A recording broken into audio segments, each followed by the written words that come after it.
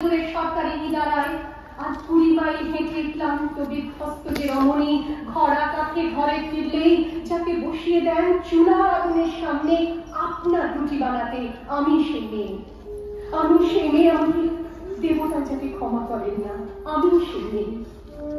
সংসারের অসময়ে আমি ভরসা, আমার ছাত্র পড়ানো টাকায় মায়ের ওষুধ কেনা হয়, আমার বাড়তি রোজগারে ভাইয়ের বই কেনা হয়। কালো আকাশ মাথায় নিয়ে আমি ছাতা হয়ে থাকি, ছাতার নিচে সুখে বাঁচে সংসার। আপনারা আমার জন্য অনেক করেছেন, সাহিত্যে কাব্যে শাস্ত্রে লোকাচারে আমাকে মা বলে পুজো করেছেন। হয়তো অন্য কোনো একদিন আমার সমস্ত মিথ্যে পোশাক ছুঁড়ে ফেলে দিয়ে আমি হয়ে উঠবো সেই অসামান্য। খোলা চুল, মেঘের মতো থাকবে আমার খোলা পিঠ, দু চোখে জ্বলবে ভীষণ আগুন, কপাল ঠিকতে বেরোবে ভয়ঙ্কর তেজরশ্মি, হাতে ঝলসে উঠবে সেই খড়গ, দু পায়ের উপরে বেঁচে উঠবে আনন্দভূমি, নৃশংস অট্টহাসিতে ভরে উঠবে আকাশ। দেবতারাও আতঙ্কে স্তব্ধ হয়ে বলতে থাকবে,